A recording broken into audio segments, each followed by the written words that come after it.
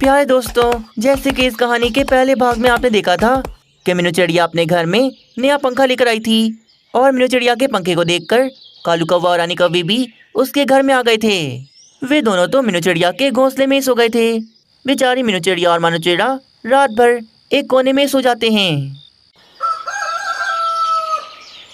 अरे देखो ना रानी, सुबह हो गई। वाह वाह मीनू चिड़िया, क्या पंखा है तुम्हारा। इसकी ठंडी हवा की वजह से हमें पता ही नहीं लगा कि कब रात हुई और कब सुबह हो गई। हाँ कालू जी, बहुत मजा आया सोकर। मैं तो कहती हूँ दोबारा भोजन वगैरह खाकर यहीं पर सो जाते हैं। रानी आंटी, मेरी मम्मा को सफाई करनी है घर की।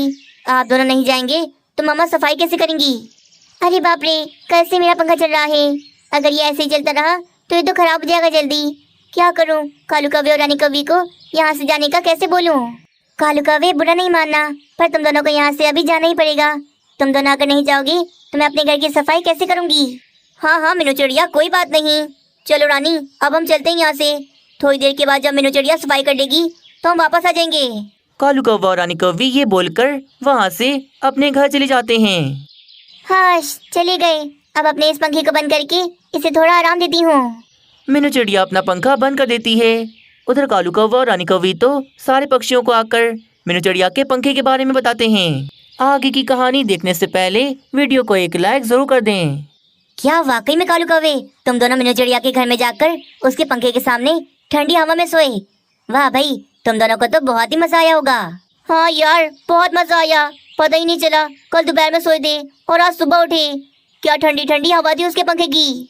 कालू जी, मैं तो कहती हूँ आज फिर से चलते हैं रात में। आज पूरी रात ठंडी ठंडी हवा में मजे से सोएंगे। पता है पक्षियों, मैं तो रोजाना रात ही जाके गुजारती हूँ। बहुत गर्मी होती है मेरे घर में। पर हाँ, अब मैं भी जाऊंगी मीनू चिड़िया के घर और उसके पंखे के आगे मजे से सोऊंगी। फिर आज ही दोपहर में सारे के सारे पक्षी मीनू चिड़िया के घर में उसके पंखे की ठंडी ठंडी हवा खाने के लिए आ जाते हैं। मीनू चिड़िया, तुमने नया पंखा ले लिया। अब तो हम सारे पक्षी रोजाना तुम्हारे घर पर ही सोएंगे। हाँ, घर छोटा है पर मीनू चिड़िया का दिल बहुत बड़ा है।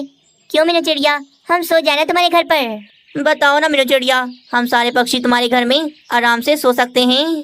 पक्षियों, इसमें पूछने वाली कौन सी बात है। आप सब मेरे दोस्त हो, मेरे घर में आराम से सो सकते हो। बस ये सुनते ही सारे के सारे पक्षी मीनू चिड़िया के घर में पड़ जाते हैं। वे सब पंखे की ठंडी ठंडी हवा में मजे से सो रहे थे।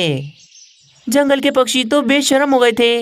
वे सारा सारा दिन और सारी सारी रात बस मीनू चिड़िया के घर में ही पड़े रहते हैं। बेचारी मीनू चिड़िया तो अपने घर में सुकून से रह नहीं पा रही थी।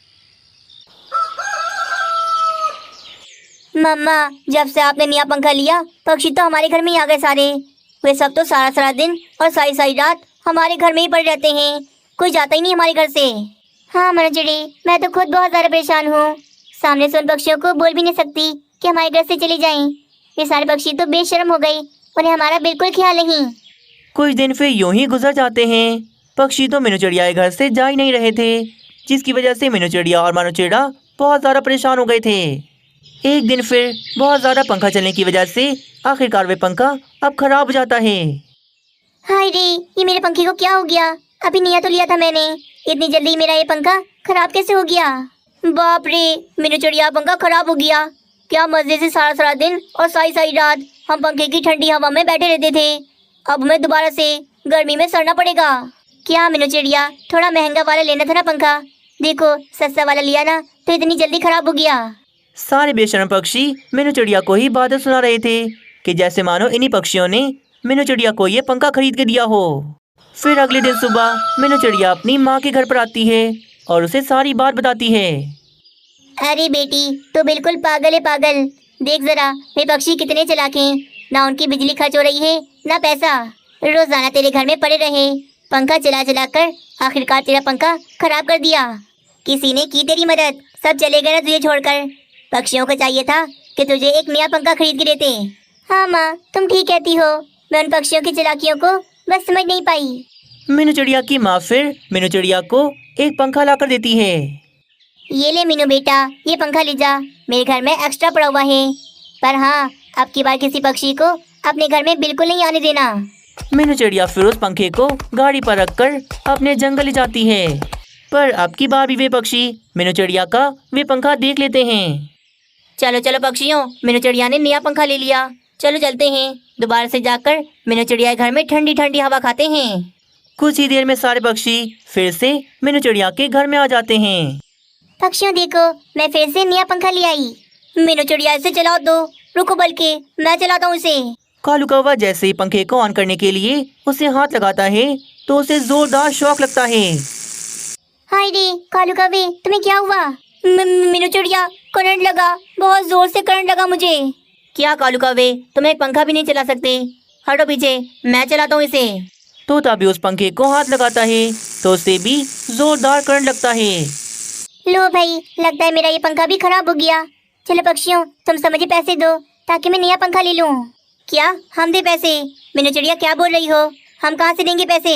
हाँ मीनू चिड़िया, मैं रेडी थी पैसे, पर मुझे अभी किसी का उधार उसे वापस करना है, इसीलिए नहीं दे सकती। हाँ, पैसे तो मैं भी नहीं दे सकता, मेरा घर चल जाए यही बड़ी बात है। पैसे देने की बारी में सारे पक्षी पीछे हट गए थे। मीनू चिड़िया को तो बहुत ज्यादा गुस्सा आ रहा था। दुष्ट पक्षियों, कितने चालाक हो तुम सब। जब पैसे देने की बारी आई तो सभी पीछे हट गए। मैं ये पंखा अपने और अपने बेटे के लिए लेकर आई थी, पर तुम सारे पक्षी रोजाना मेरे घर में आ जाते हो और रात दिन बस मेरे घर में ही पड़े रहते हो। चलो जाओ यहाँ से, मेरे घर में आपसे कोई नहीं आएगा। जब पैसे देने के लिए नहीं हो तो मेरे पंखे की ठंडी हवा खाने भी कोई ना आए। मीनू चिड़िया का गुस्सा देखकर सारे के सारे पक्षी वहां से भाग जाते हैं।